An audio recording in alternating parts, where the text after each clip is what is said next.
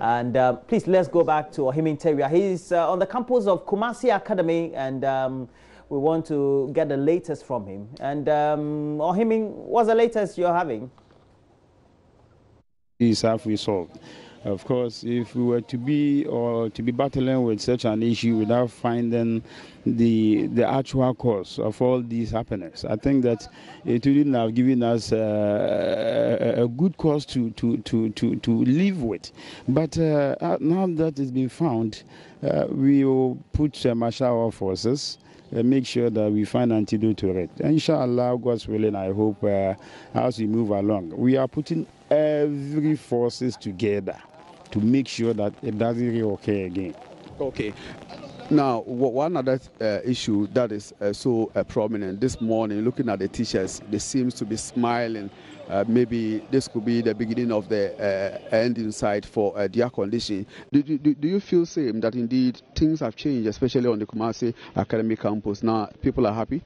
Definitely. I remember the day one, which was the Tuesday, when we had the information that most of the parents have come to the school wanting to take their wards away. At that time, I was holding an emergency meeting with the municipal director of health, municipal director of education, and all those concerned. Then from there, we went to the RCC to meet with the regional minister, another team of professionals who had come down from Accra and the WHO and all that. Before we got to the school to address the students, parents were here, and they've already put it at the back of the minds of the students that they should be taken home. So, as at that time, there was nothing you could say to let them in or to get them to stay in the school. They were only of the view that once it had come like that, they should be taken home or they should be left to go home. But we also made them to understand. You remember, I've been so consistent on this matter that closure of the school is not an antidote to the problem. Yeah. Because these are issues of possibilities that it had happened at an uninformed manner. We were trying to find solution and to know what exactly is the problem. As at the time we've not found it, for you to say you are going home, nobody knows who takes what from here to the house. Even it becomes a problem for the parents themselves. Because if you had come to pick your ward there, who had picked any other bacteria infection that they were talking about to the house, it means that you yourself, you are not safe. On the basis of this, we spoke to them. By the time we finished with all these things, half of the school had already gone. But we kept talking to them that, look, let them come back. Let them come and take the dose. Let's take the dose for the day 1, day 2, day 3, and let us see how the thing will fare. When we are able to know how the thing fares, it will then inform us the way forward. And the regional minister has been so consistent on this matter, and all the other health professionals. They've always told us that, look, let's go give them the dose, monitor events, monitor situation. As and when it improves, then we make an informed decision. Of course, if you remember, day 1 on Tuesday, about 1,142 students who were given the dose. Then we started with our communication through sensitive the need for them to come back to the school.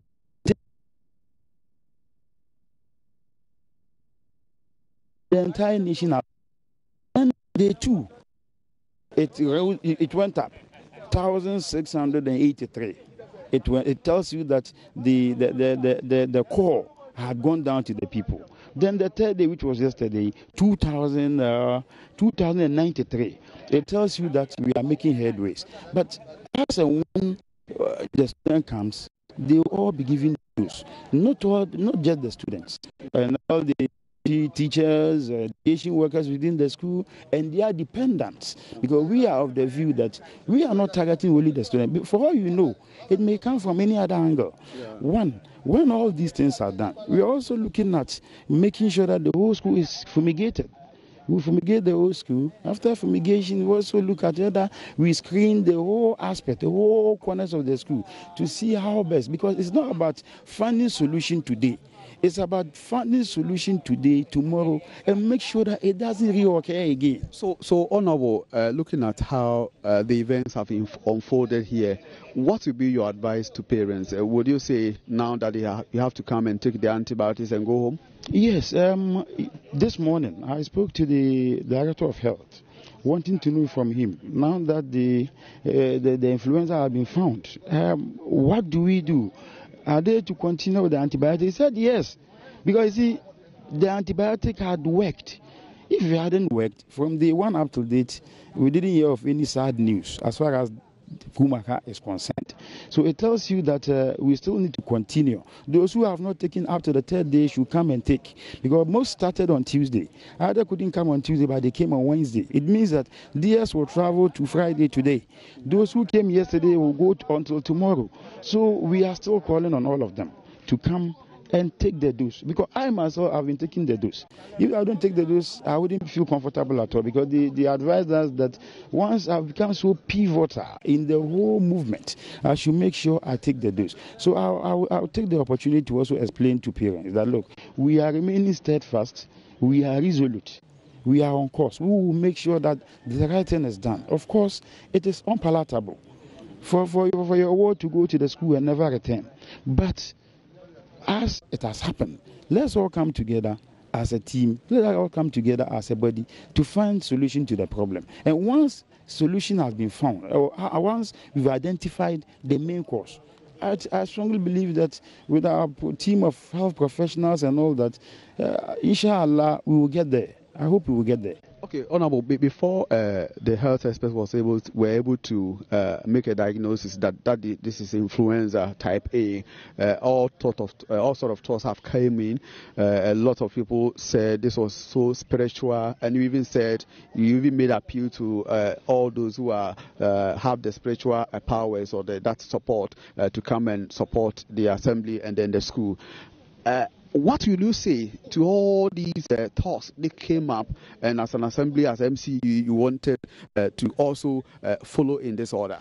Yeah, you remember I was very consistent on this matter. I made mention that, look, my composition doesn't take me to the spiritual aspect. But when it happens like this, the only thing we need to focus on is the scientific and the medical aspect. Now, when you are not able to do those things and you start to give some meanings into all these things, sometimes I feel very unfortunate. But you see, let's allow the technical people who are on the field to give us the way to go. But for us to be reading a whole lot of meanings into it, spiritual and all these kind of stuff, it doesn't help. So what I'm saying is that, yes, spiritually, nobody can rule that one out. I have no eyes to see spiritual things. If you are there, you are of the view that there is a spiritual attachment to all these things, let us all come on board, support the cause, and you do your thing. So, Honorable, the regional minister talk of congestion in the school. What would the assembly do to support KUMACA Academy with this congestion, especially in their dormitories? Yeah, there is an uncompleted girls' dormitory going on by it was built by the PTA. Yesterday, I met with the PTA chairman to look at possibilities of finishing the uncompleted dormitory. We are meeting today and tomorrow to find a way. That's number one. Number two, if you see this block, for instance, the one down here, we are also trying to make sure we put in beds and make the place very well to be habitated by the students. These are all measures that we are putting in place. But apart from that one, there is also a block here called Sadler House. Behind the Sadler House, we've also identified one block. We are looking at possibilities of making sure that the whole place is decongested. Inshallah, we find solution to the problem. All right, that has been the MC for Asokore Mampong, Alhaji Alidu Seidu, giving us his thoughts on the KUMACA issue and then the way forward, especially helping to improve infrastructure, which health officials have identified. So, for instance, congestion in the dormitories for it to be improved. So we'll continue to update you from KUMACA Academy.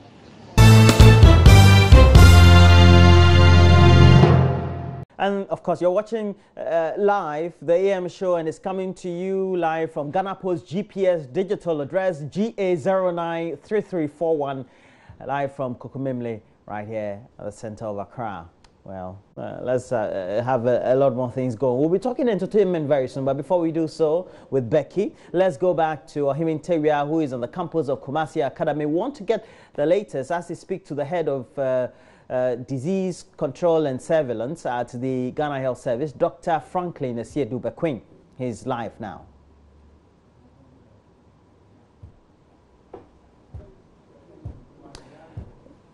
Ohiming Teria. Ohiming Teria. Hello, Roland. I can hear you. Okay, and I know that you've lined up the head of disease surveillance at the Ghana Health Service, Dr. Franklin Esiedu-Bequin, to speak to. Yes, Roland. Please go ahead. Right. We are still reaching you from KUMACA Academy here in the Asokore-Mampong municipality of the Ashanti region since the outbreak of what we used to call strange condition. Just yesterday, health experts who have been so pivotal managed to give us a diagnosis. So this morning, we are privileged to speak to Dr. Franklin Esiedu-Bequin, who is in charge of disease surveillance at Ghana Health Services, and he has been so pivotal because ever since we came to this campus since Tuesday, he has been here. Good morning, Doc. Good morning. Doc, let me pick this from you. How does it feel with all the efforts that you put in that at the end of the day we are able to identify the condition that has been affecting students of KUMACA Academy? Okay, thank you very much. I would say that we get relief when we see satisfaction on the faces of the staff, particularly. I think that the headmaster had been very much worried. And until I think 3 days ago, I saw him. That was the first time I saw him smile. So there's a lot of pressure, particularly on the teaching staff. So we are also happy that the students are lively. There's a lot of energy now around. So we are kind of content with our work. I also thought that at a point we were also under pressure. Yeah, I think that, it was a point in time that it was like everything it appeared to be pushing us down. But we were confident that we will get to it. So I think that is part of the work. Public health is about a lot of pressure and perseverance. And hopefully we're able to get the results that we were looking for. All right. Now that we have the results now, H1N1, what is next as far as surveillance and investigations are concerned? Yes, let me just state that, you see, we have gone through about a week. But that 1 week had been a period that a lot was being done, particularly at that time, trying to ascertain what pathogen was causing the outbreak. Let me also say that, you see, the presenting complaints of the disease changed at a point in time. So that's why initially we were thinking of meningitis. And later we went to viral hemorrhagic fevers, and then later on we thought it could be a respiratory infection, which we have now seen as H1N1. The good thing is that H1N1, this is not the first time of it in Ghana. 2011, there were a number of outbreaks. I particularly managed an outbreak in a school in Ashanti, Bombata. So it doesn't normally kill. Luckily, we also have vaccines. There are also antiviral agents for treatment. So one thing I want to say that we are not going to rely on these extremes. Somebody can get a disease and your normal immunity can help you overcome it. So I think that we are very happy that we have gotten the disease now. Now we have a lot of options. The ministry is trying to acquire the vaccines through WHO. We're also going to get the antiviral agents when there's a need to treat. So I want to stress, when there's a need to treat, it's not every case that you need to treat. You see, the bad outcomes of H1N1 is when you are at the extremes of life, very young or very old, or when you have an underlying health event, like a health condition, when you have a cardiac problem or a kidney problem, then you are likely to succumb. Other than that, when you have the infection, you can actually survive on it by just taking good care of yourself, drinking good water and good rest. So I think that we are happy that the end results are going to be good. For the past 3 days, We had 6 cases 2 days ago. Yesterday we had 3. So we think that the infection was on the downward. Oh, okay. Okay. So we continue to record new cases, right? Yes, because you see the disease has an incubation period. So people were exposed. So some of them who were exposed will get the disease. So we are expecting that it will be a gradual decline until there's 0 cases. Doctor, there are suggestions that KUMACA Academy for now should be cordoned off so that people don't troop in. Once that we know is H1N1. As an expert, what will be your take on this? Oh, you see, one thing is that the virus normally spreads when you are close to somebody. So if you are more than 1 meter apart, the chance of you getting the infection is minimal because the virus resides in the throat of the individual. So as I cough or sneeze or yawn, like you, the way we are close, if I have the disease or I have the virus, I can share it to you. But if you are further away, then there's no need of consent. So let's make sure that we are maintaining a wider distance. Let's also make sure that we have the good etiquette, like a cough etiquette. You know, when you're coughing or sneezing, your mouth and your nose must be covered. Then you are not transporting or transmitting the virus to each other. So are you extending the surveillance to Asokwe-Mampo municipality or the township, for instance? Our surveillance system is nationwide now. The idea is that we don't know how far the students went.